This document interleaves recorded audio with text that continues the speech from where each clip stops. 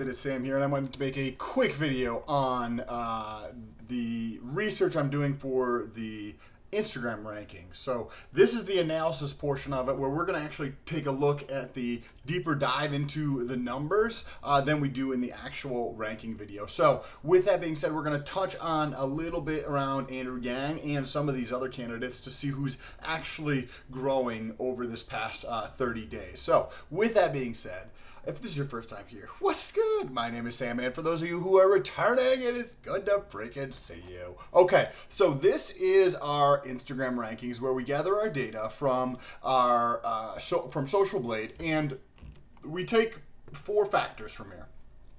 The engagement rate. So this engagement rate is just over the last 20 days, like likes and comments. The total, right over here, the total number of pieces of content that have been produced in the last 30 days, the total number of followers in the last 30 days, and then the growth rate in followers over the last 30 days. And then we did this same ranking about exactly a month ago. So I thought it would be interesting to take a look at how much people were gaining and how quickly they were growing and how much content they were putting out and their engagement rate in the past versus now, to see who's succeeding and who's increasing their growth rate. So the first category we're going to actually take a look at is the monthly followers. So this data was from December 3rd. And I'm just going to draw your attention to this column and this column. So Michael Bloomberg was not in here a month ago, but if we take a look at this, Pete Buttigieg, right? Over the past 30 days, at the beginning of December, he had gained 41,000 new followers. Over the previous 30 days, he's gained 7,500. Pete's losing steam real bad, which is also indicated by the growth rate, which is the next column over here. His growth was cut by, it was like 5/6 of the total was cut.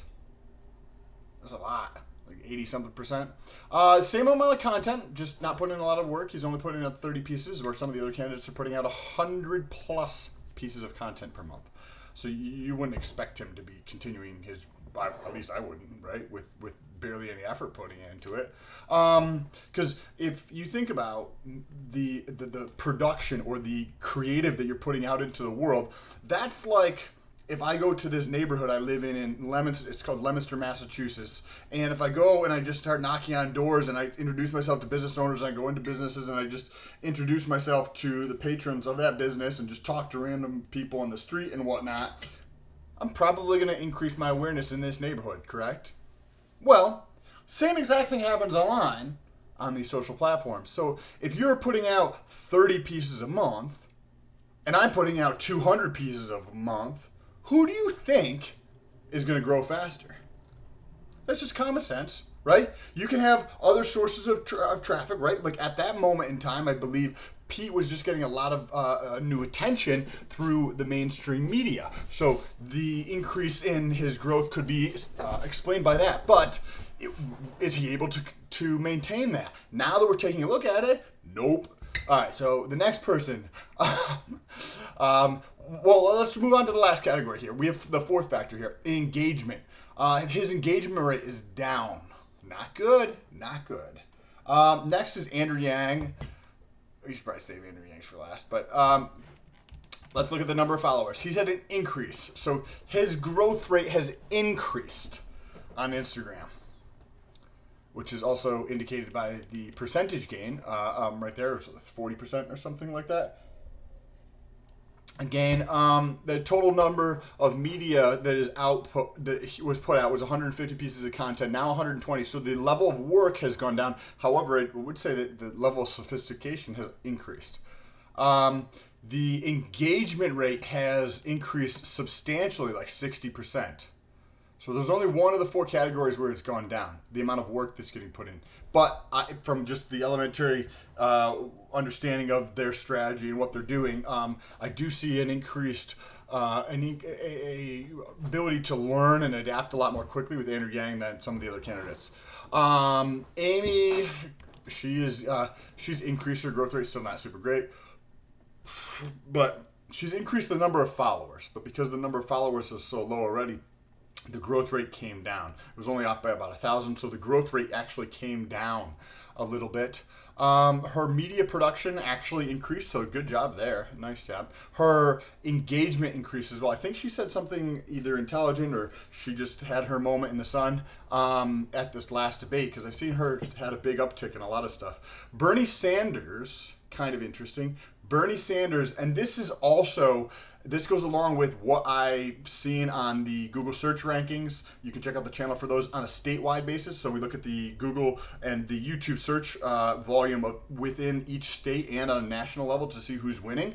And I've seen like a slight like subsiding of the energy around Bernie. So that's kind of interesting to see that it's not just on those two platforms.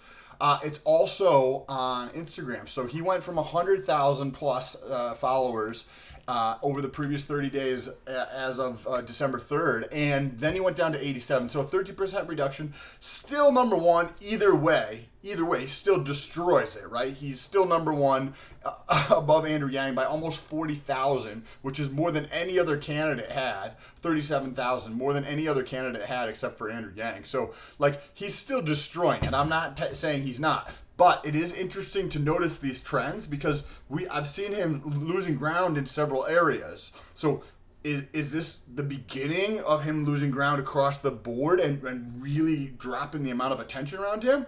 I don't know. Is this just a moment in time where he's able to actually turn it back around and get people to talk about him and be interested in him? I don't know. His growth rate also dropped as would be expected. The volume of media he is putting out increased. Awesome job, because he was already putting out 150 pieces of content, and then to come out and put out more that's fantastic. Let's take a look at the engagement rate. His engagement rate increased, so that's good. I would expect, just in general, like out of all the candidates, we would probably see an uptick in engagement as time goes on, just from the increase in attention around politics as the year wears on, and with the internet and how everybody gets their news today versus how they used to get their news, I would continue to see probably an increase in their engagement, where I wouldn't necessarily say it's like if the tide comes in, right, all the boats are going to rise. So that's essentially what I'm saying about the increase in attention. I think the relative nature of like who's got the most and whatnot is more important, because I do think the engagement rate for across the board is probably going to increase as time goes on. Now let's take a look at Joe Biden. Joe Biden gained a bunch of ground. He doubled. So it's still only 10,000. He's still not super but he doubled his the amount of monthly followers he had in these two time periods. He increases growth rate by about double too. It's still like less than 1%. His media production, I just don't see this as super great. He was putting out 60 pieces before, and now he's putting out 30. Come on, Joe, step it up, Sonny. And right over here we have his engagement is at 3%, just over 3%. So he saw an increase in most of his categories except for his production, similarly to like Andrew Yang. They both saw an increase. The increase from 36,000 to 50,000 is 14,000.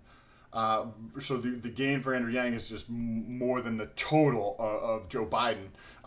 But the growth rate is higher. Like if you look, a doubling versus it's not quite a doubling up there. Anyways, the next is Elizabeth, or let's see, we're just going to skip Cory Booker.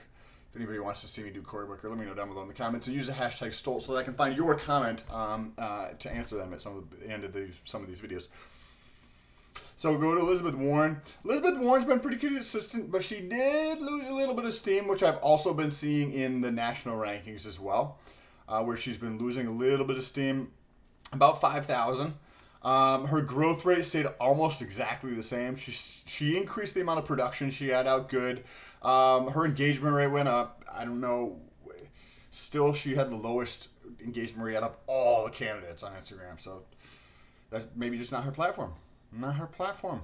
Tulsi, or the message isn't good, or she's not good at distributing it, or whatever. Tulsi Gabbard had a giant reduction in the amount of followers she's gained over the last 30 days. Oh man, she went from 36,500 new followers down to 14.5. Still able to put her in the top 5 in terms of follower growth, but she did have a big decrease. So it looks like a decent number of people had a decrease, right? We had Bernie Sanders had a decrease, Cory Booker had a decrease, Elizabeth Warren had a decrease, Pete Buttigieg had a decrease, Tulsi Gabbard had a decrease. Tom Steyer stayed basically about the same, but Tulsi Gabbard's growth rate went down, but still was able to be in the top 5 for the growth rate in terms of followers. Putting out 90 pieces of content a month, good. Opportunity to do better, right? Her engagement rate dropped substantially, but that was right around when I think Clinton had called her out for something, being Russian spy. So like that I think increased the engagement for Tulsi Gabbard, and we could see that there was a spike there, and we're coming back down. Now, is it, again, just like Bernie, is it going to continue down, or is it going to flatten out, or is she able to like just use that to catch the next wave to grow, to continue growth, because she's still growing faster than a lot of the other candidates. Bloomberg, and he wasn't in here before, but he gained again 14,000 more than Joe Biden. He's got a pretty high growth rate, 4th out of everybody.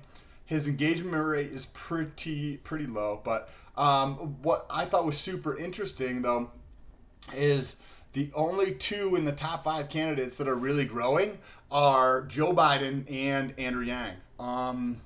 Pete is not. Bernie is not. Elizabeth Warren is not. Tulsi Gabbard is not. All these other things when it comes to the number of followers. So that's kind of interesting to notice that there's only 2 candidates out of the top 5 or 6 that I just mentioned who are actually relevant, who are growing. Joe Biden's growing really quickly. He's got ways to go, but it is kind of interesting to see. I'd like to hear what your thoughts are on this more detailed analysis where we jump into the numbers. Let me know down below in the comment section. I appreciate you guys. Peace.